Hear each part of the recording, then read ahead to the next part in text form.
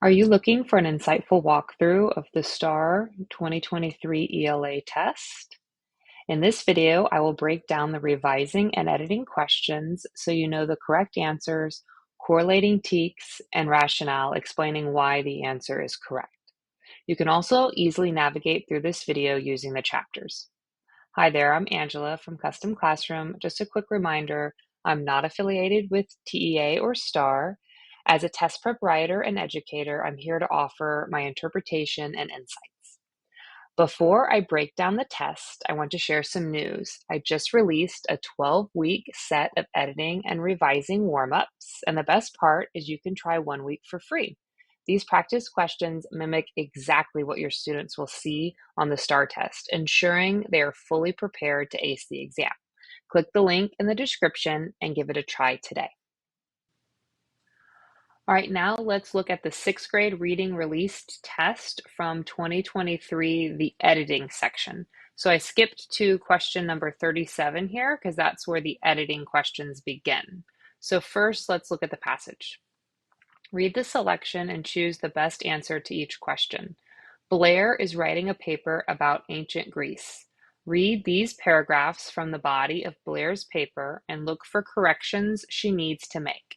Then answer the questions that follow. Ancient Greece. Some city-states in ancient Greece were ruled by kings or small groups of powerful people. The citizens of Athens wanted a different kind of government, so they created one of the world's first democracies. A democracy is a form of government in which people have a voice in the way the government runs.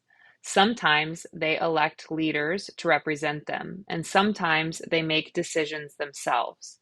The democracy in Athens was a direct democracy. That means that the citizens were allowed to vote on all the laws and rules. The people who showed up to vote on a particular issue was known as the assembly.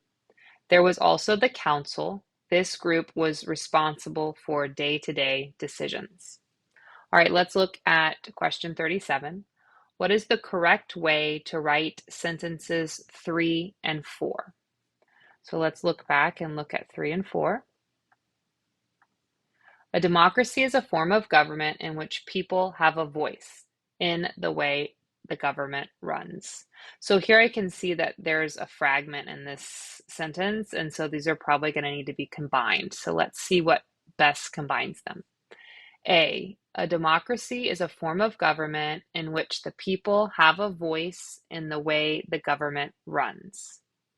All right, this sounds pretty good. This sentence incorporates the fragment that was sentence 4 to create a complete sentence. So I'm going to mark that one as correct. But let's keep looking.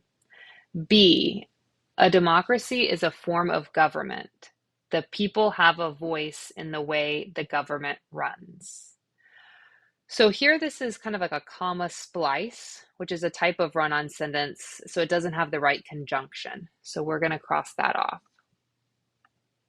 C, a democracy is a form of government in which people have a voice in the way the government runs. So again here, the original sentence 4, there's still a fragment, and so it's not completing this sentence. So let's cross that one off. A democracy being a form of government in which the people have a voice in the way the government runs. So this sentence is also a fragment because it has a subject, but it's lacking like a complete verb. So it's only a partial phrase of being a form of government. So this one is also incorrect. So our best answer choice here is A. And 37 is labeled as 10DI, which is complete sentences. So you're looking at making sure it's all one sentence, there's no fragments. 38. What change is needed in sentence 5? All right, let's look back at sentence 5. Sometimes they elect leaders to represent them, and sometimes they make the decisions themselves. So here we're going to see if there's a specific error within the sentence. So A says change elect to had elected. So let's see if that sounds correct. Sometimes they had elected leaders. Okay, well, that's not the appropriate change to this verb to past tense. So let's mark that one off. B, change represent to represent. So there's flipping the R and the E here. So this is a spelling one. So in this case, a lot of times students get very confused with the spelling. So what I recommend is opening up the dictionary and typing in the original form of the word exactly the way it presents in the text and search. Okay, it's saying no entry found. So that's probably an incorrect spelling. So let's check the other form with the RE and check it. Okay, here it came up. So we know that this is the correct spelling. That was the error. But let's keep looking just in case. All right, delete the comma after them. So we would want to get rid of this comma. Well, that's not necessary because the comma correctly is separating these two independent clauses and because they're joined by a conjunction here. So let's cross that off. All right, D, change themselves to themself. So sometimes they make the decisions themselves. Okay, well, changing it to its singular form is creating a disagreement because earlier on we're referring to people, which is plural. So that's not the correct change. So the correct answer here is B. And 38 is labeled as 10DIX, which is correcting spelling. Let's look at 39. What change, if any, is needed in sentence 6? The democracy in Athens was a direct democracy.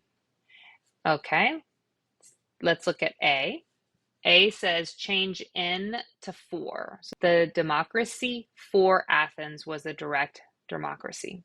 Well, this preposition for is not appropriate because in is the correct because we're looking at a location, specifically Athens here. So let's cross that off. B, change was to is. So the democracy in Athens is a direct democracy. Well, the past tense was appropriate to use there because the rest of the paragraph is writing in the past, not the present. So we want to keep was. So let's cross that one off. C, change direct to directly. So Athens was a directly democracy. Well, I wouldn't change that because direct is being used as an adjective to describe democracy. And so directly, whereas directly is an adverb, so we don't want to use that one. So here, no change is needed. So in this case, 39 is labeled as 10D. It's labeled that because it's general and it's not any of the specific corrections. So it just lands under using all the English conventions for editing. Let's look at 40. What change is needed to be made in sentence 8? All right, let's look back at sentence 8. The people who showed up to vote on a particular issue was known as the assembly. Okay, let's look at A. Change who to whom. The people whom showed up. Well, that is incorrect. Who was already appropriate for this sentence, so we're going to cross that one off. B, change showed to shown. The people who shown up. So here the information is in the past tense. So showed was correct. We don't want to change it to shown because that would need had shown. And so we're going to leave it as is here. C, change particular to particular. And so we're changing the spelling at the end. So here again, if you're unsure, let's check the original word and the new word and see if it's going to come up in our dictionary. So particular came up, so it's probably correct. Now let's just change it to ER and see what comes up. Nothing, so that's incorrect. So we can cross that one off. D, change was known to were known. So the people who showed up to vote on a particular issue were known as the assembly. That sounds pretty good. So here that's correct because the subject verb agreement had an error between the plural, the subject of people, and the singular verb was. So we need to change that to were known. So the correct answer there is D. So here 40 is labeled as 10DI, that in this complete sentence, we're making sure there's correct subject-verb agreement. All right, 41. Sentence 9 is written incorrectly. Select the response that corrects this sentence. So let's look back at sentence 9. There was also the council. This group was responsible for day-to-day decisions. So here you're going to see an example of an inline choice where there's a part of the sentence that's wrong, and so we're going to have to correct it. And so here we can see it's going to be a punctuation correction. There was also the council, comma, a group responsible for day-to-day decisions. So this option to complete the sentence does fix the comma splice, be divided by a comma, but let's keep looking here. There was also a council, period, a group responsible for day-to-day decisions. Well, this corrects the splice, but it introduces a fragment, so that's incorrect. There was also the council, period, which was a group responsible for day-to-day decisions. So again, this corrects the splice, but it introduces another fragment. There was also the council, comma, being a group responsible for day-to-day decisions. The word being is not necessary here and inappropriate since it's the council, and so that one's not correct. So this first one, original one, was correct. So 41 was labeled with 10DI as well, which is again looking at the complete sentence and avoiding splices and run-ons and fragments. So this ends this section of the editing for sixth grade reading. If you want to look at some more examples, just continue on to the next portion of the test and you'll see 4 more example questions. All right, let's begin with the sixth grade reading release test from 2023, the revising section. So I went ahead and skipped to question 28, which is where the revising portion begins. Let's begin with the passage. Read the selection and choose the best answer to each question. Simone wrote this paper to tell about a lesson she learned. Read Simone's paper and look for revising she needs to make. Then answer the questions that follow. The gratitude challenge. Attitude can shift with gratitude, Mr. Bright, my leadership teacher stated. Unless you have nothing to be grateful for, I thought to myself. Mr. Bright went on to explain, in complicated scientific terms, that gratitude helps the brain release chemicals that make people feel happy. Then he handed a pocket-sized notebook to each student and assigned a gratitude challenge to our class. Apparently, it would be our project for this grading period. We were supposed to fill each line of the notebook with something for which we were grateful. He suggested we write 10 items per day.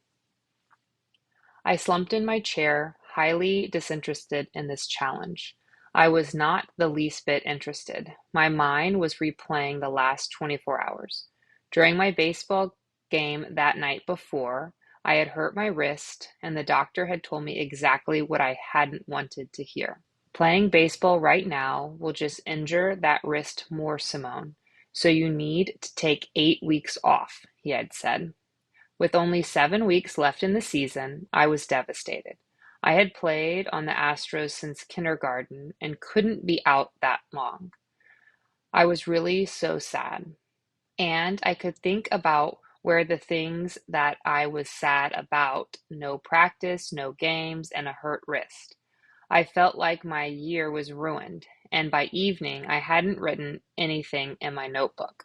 I crawled into bed and scribbled my dog, knowing that I would need to add to the list tomorrow if I didn't want to get a failing grade on the assignment.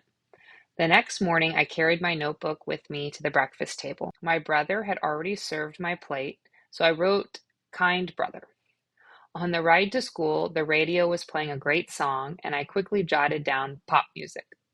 Later, when my English teacher handed me a quiz that I had done well on, I wrote 98% in English. By the time I got home from school, I had logged 14 items. The next day, I busily looked for things to include. I noticed how much I actually had to be grateful for. The list kept getting longer, and I realized I was having fun. I was definitely thinking less about my wrist and all the baseball that I was missing. When I submitted the journal, I was sure that I would pass my leadership class. But even more importantly, I was confident that I could cheer for my friends at the game that night. My brain apparently needed a little refocus. All right, let's look at question 28. Simone has included a sentence in the fourth paragraph, sentences 8 through 11, that repeats information. Which sentence should be removed from this paragraph? So let's look back at the paragraph. I slumped in my chair, highly disinterested in this challenge. I was not the least bit interested. My mind was replaying the last 24 hours. During my baseball game the night before, I had hurt my wrist, and the doctor had told me exactly what I hadn't wanted to hear. So here, let's look first at sentence 8. Sentence 8 says, I slumped in my chair, highly disinterested in this challenge. Well, first off, this is new information containing something that's important, that she's very disinterested in this challenge. So we're going to need to keep this sentence. Let's look at sentence 9. I was not the least bit interested. Now here Simone is stating that, again, she's not the least bit interested, when in sentence 8, she previously already said highly disinterested. So that is repeating information. But let's continue on. Sentence 10, my mind was replaying the last 24 hours. So this doesn't repeat. This is introducing new information from throughout the day. So that one's not correct. Sentence 11, during my baseball game the night before, I had hurt my wrist and the doctor told me, okay, so again, this isn't repeating. This is giving new information about the baseball game and getting hurt. So that one's not correct. So here, sentence 9 is repeating information. This question is listed as 10BII, which is developing engaging ideas with specific facts, and in this case, specifically removing information if it's repeated. All right, 29. What revision, if any, is needed in sentence 13? So let's take a look at sentence 13. With only 7 weeks left in the season, I was devastated. So here we're going to look at rewording the sentence to see if it makes it improved in any way. So A, there were left in the season 7 weeks, which was only devastating. Well, right off the bat, just reading that sounds very confusing. For example, only really should belong with 7 weeks. It doesn't go with devastating. So this is a very confusing sentence. So we're going to cross that off. B, being devastated. There were only 7 weeks left in the season. Well, here there's kind of like a dangling modifier that's not really addressing the rest of the sentence. So it's pretty confusing. C, with only 7 weeks left in the season, I was devastated about the season. Well, here this sentence is repeating information, the season, so not an improvement. So here we can see that really no change was needed. So let's double check that sentence, make sure it sounds correct. With only 7 weeks left in the season, I was devastated. So that sounds good. This question is labeled as 10C, which is revising for clarity. And a lot of times it will be the order or the structure of the sentence, so it makes the most sense. Let's look at 30. Simone needs a better transition into the 6th paragraph, sentences 15 through 18. Which sentence should replace sentence 15 to improve this transition? So first, before this paragraph that we're going to look at, Simone is talking about playing baseball and getting hurt and kind of being upset about that. Now let's look back and see what topic she's going to talk about here. I was really so sad. All I could think about were the things that I was sad about. No practice, no games, and a hurt wrist. I felt like my year was ruined, and by evening I hadn't written anything in my journal. I crawled into bed and scribbled my dog, knowing that I would need to add to the list tomorrow if I didn't want to get a failing grade on the assignment. So here she kind of transitions from just baseball into the idea of struggling with this assignment because she's just so sad and it's being hard for her. So let's see which sentence best helps transition into that new thought. Let's look at A. Looking around the room, I could tell that I wasn't the only one questioning this activity. Okay, well, this isn't a strong transition because the sixth paragraph is focusing on Simone's experience and not other students, so we can cross that one off. Let's look at B. Up until now, Mr. Bright's assignment had been challenging, but usually pretty enjoyable. So here again, this isn't focusing on Simone's thoughts, but actually jumping off topic and talking about the teacher. So that one is incorrect. Let's look at C. As I thought about my predicament, I was convinced I had nothing to write in my journal. Well, this sounds like a pretty strong transition because this paragraph does focus on Simone and her thoughts about the journaling and what's to come. So let's select that. D, when the season had first started, I had been excited to play with some of my friends. So again here, this paragraph was not about the baseball season, and it's focusing on her thoughts about journaling. So this one we can also cross off. So C is the correct answer here. This question is labeled as 10BI, which is organizing good structure, specifically using transitions in this case. All right, 31. Simone wants to combine the ideas in sentences 24 and 25. In the box provided, write a sentence that combines these ideas in a clear and effective way. So let's look at 24 and 25 and see how we can best combine them. The next day, I busily looked for things to include. I noticed how much I actually had to be grateful for. So what I like to suggest is first typing both sentences in the box provided, so then we can begin to think about how to combine them. So here, as we're looking back, the next day I busily looked for things to include. I noticed how much I actually had to be grateful for. So it's the next day that's important. She's looking for things. Busily is a weird word there, so I'd cut that out. The next day, I looked for things to include. We don't need to repeat I. Let's say and, because we already talked about her, and noticed how much I actually had to be grateful for. So here, the next day, I looked for things to include and noticed how much I actually had to be grateful for. So here we've cut out a couple words combined with an and to form a sentence. Now, TEA has not come out with the final scoring guide for example short constructed response answers, but based on things I've seen in the past, this is how I would combine this sentence as an acceptable answer. This question is labeled as 10C, which is revising the sentences to have better clarity, and in this case, specifically to combine ideas. All right, 32. Which sentence can be added after sentence 29 to bring this story to a more effective closing?